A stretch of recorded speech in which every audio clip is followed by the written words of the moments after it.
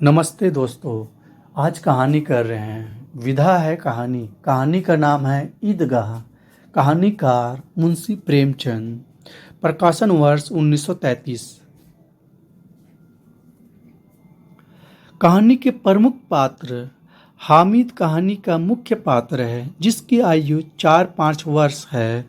वह तर्कशील तथा तीव्र बुद्धि का बालक है। अमीना एक वृद्ध स्त्री तथा हामिद की दादी है। महमूद, नूरे, मोहसिन, सम्मी कहानी के अन्य बाल पात्र हैं, जो अपने कथनों के माध्यम से कथा के विकास को गति प्रदान करते हैं।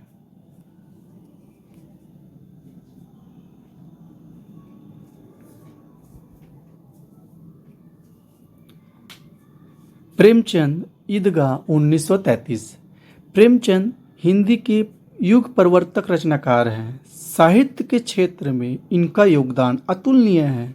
इन्होंने अपनी कहानियों के माध्यम से लोगों को साहित्य से जोड़ने कार्य किया। इनकी कहानियों में सामाजिक यथार्थ का चित्रण हुआ है तथा यह कहानियाँ समाज को सही मार्ग दिखाती हुई संदेश प्रस्तुत करती है। ईदगाह प्रेमचंद की सुप्रसिद्ध कहानी है, जो वर्ष 1933 में प्रकाशित हुई। यह बाल मनोविज्ञान पर आधारित कहानी है, जिसमें मानवीय संवेदना तथा जीवन मूल्यों को जोड़ा गया है।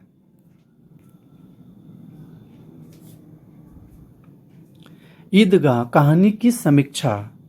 ईदगाह कहानी का कथानक मुसलमानों के पवित्र पर्व ईद पर आधारित है।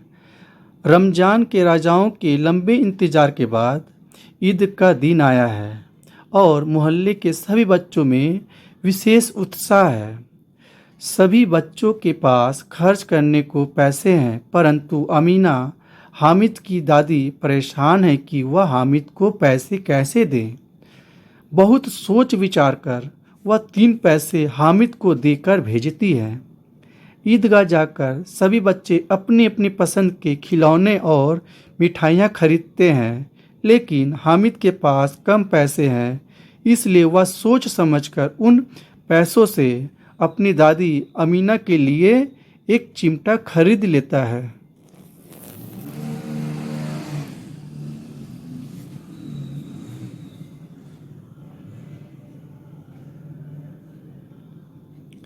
जब घर जाने पर अमीना उससे पूछती है कि उसने मेले में क्या लिया, तो हामिद उन्हें चिमटा दिखाता है, जिस कारण वे क्रोधित होती है। हामिद अपराधी भाव से चिमटा लेने का कारण बताता है कि रोटी बनाते समय तुम्हारी उंगलियां जल जाती थी, इसलिए मैंने यह चिमटा ले लिया। अब तुम्हारी उंगलियां नहीं जलेगी। यह सुनकर अमीना उसे अपने हृदय से लगा लेती है। यहाँ अमीना बालिका बन जाती है तथा हामिद बड़ा हामिद बन जाता है।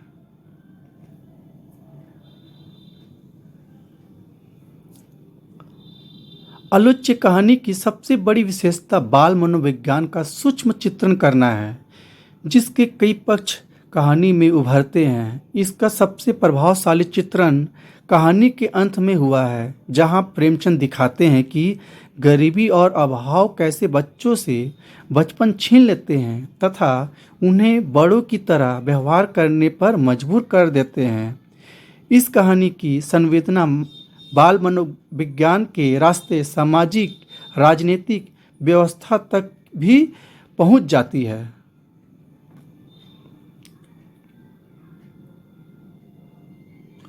खिलौनों को लेकर बच्चों के बीच होने वाली बातचीत के माध्यम से प्रेमचंद ने व्यंग्यात्मक ढंग से भ्रष्टाचार, जातिवाद, न्याय व्यवस्था के लोक विरोधी रूप पर कड़ा प्रहार किया है। प्रेमचंद ने इस कहानी में समाज में व्याप्त सामाजिक आर्थिक असमानता को भी अभिव्यक्त किया है। ईदगाह में नमाज पढ़ते समय जहाँ समानता है, सब बराबर है, वहीं वास्तविक व्यवहारिक दुनिया में ऐसा नहीं है। इस तथ्य को लेखक ने हामिद और उनके मित्रों की दुनिया के माध्यम से स्पष्ट किया कि समाज में सिद्धांत और व्यवहार की दुनिया के बीच एक गहरी खाई है।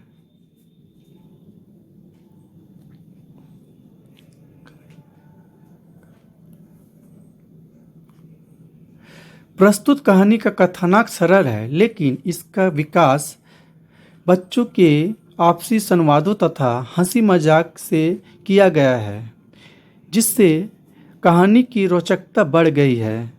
चिमटे और अन्य खिलौनों की तुलना का प्रसंग बहुत रोचक है, जिसे अदालत के मुकदमे के रूप में चित्रित किया गया है।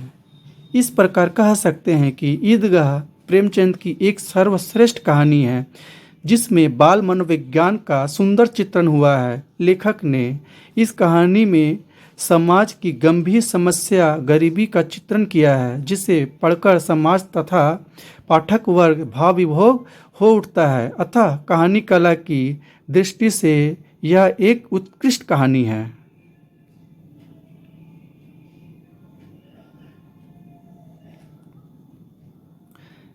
धन्यवाद दोस्तों। कुछ और कहानियाँ लेके आते हैं नेक्स्ट वीडियो में। जय हिंद, जय भारत।